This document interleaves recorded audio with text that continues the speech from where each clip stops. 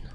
Mais, attention, il m'en reste encore quelques-uns que je n'ai pas vendus, que j'ai gardés.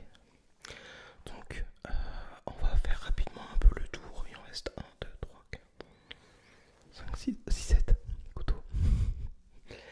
Alors, pour vous expliquer un peu, donc voilà un peu tout ça, on va refaire le tour, ne vous inquiétez pas. Euh, J'avais envie de changement. J'avais envie de changement et puis du coup, euh, avec mes pages sur le Facebook, Victorinox Passion Sac, et FIFF, tout ça, j'ai fait des posts, des annonces et en moins d'une semaine tout est parti. Et pour être honnête avec vous, j'ai pas fait, enfin si j'ai fait du profit, mais j'ai fait vraiment une belle marge quoi. Franchement, sur 5 couteaux, j'ai fait 1000 euros. Donc des fois au lieu de placer son fric en banque, non, placez-le dans vos collections. Alors, par contre on va commencer, désolé. Alors celui-ci, un couteau, alors en manche en bois customisé. D'accord, Victorinox, celui-ci toc. Hop. Comme vous pouvez voir un peu, le manche, c'est du bois, c'est des plaquettes en bois.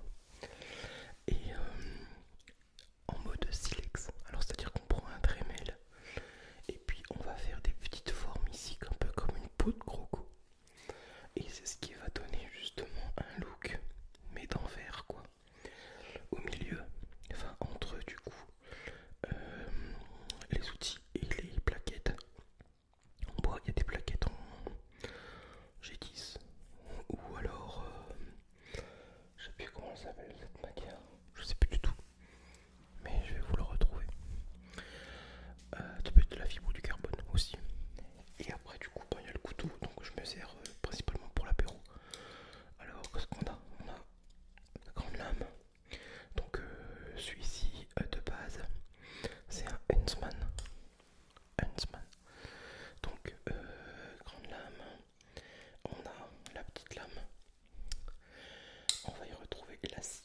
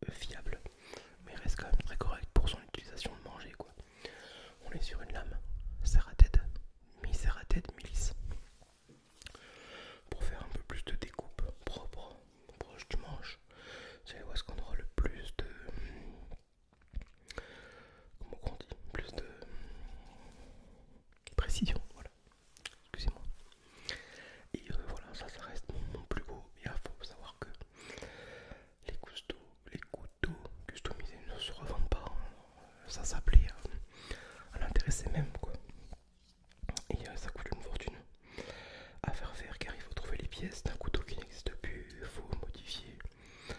Et après il y a les envois, enfin ça coûte juste une blinde quoi. Une blinde. Hélas. Donc on a celui-là. Après j'avais fait des couteaux, les deux premiers que j'avais commandés chez Johnny. Parce que moi j'ai la chance d'avoir un collectionneur qui habite pas loin de la maison et qui est très connu dans le milieu et qui m'en a fait deux, enfin même trois, dont un qui est sur mon porte-clés. Donc le base du sentinelle avec du peuplier, la loupe de peuplier stabilisée, magnifique. Le couteau a bien servi, un bon moment d'ailleurs.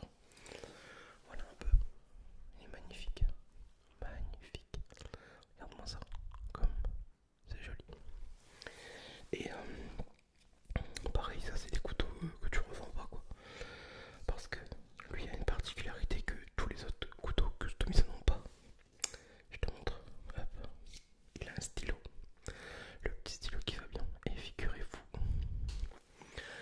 que ça m'a déjà bien dépanné. Voilà. Et je me suis dit, bon, pourquoi pas en faire un doublon, mais du coup une trilogie. Du coup j'ai fait faire le Ranger. Alors le Ranger c'est pareil, c'est le même couteau mais en modèle 91 mm. Voilà. Et regardez-moi ces deux beautés. Hop. Ce qu'on pourrait appeler justement un combo parfait quoi au final.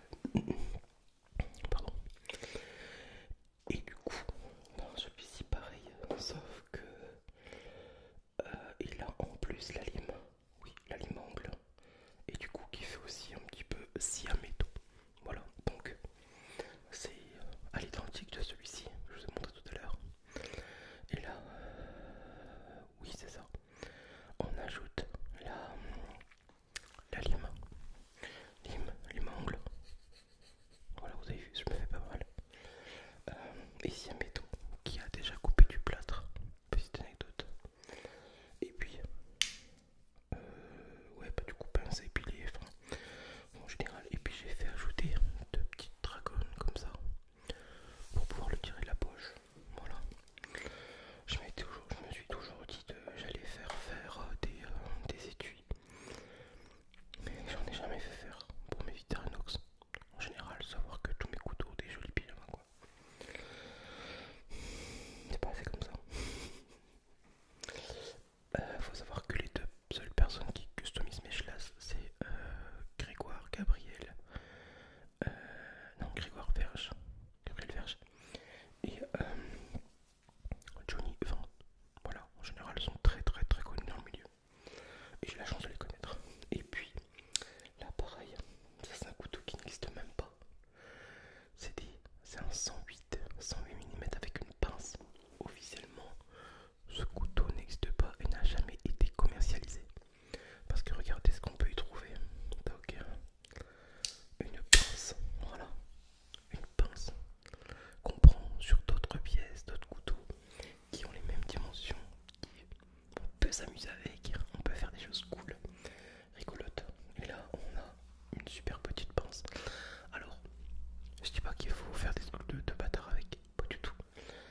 Mais là, on est plus dans le délire, quoi. Voilà, là, on est plus dans le délire. C'est très qualitatif, mais c'est sur juste un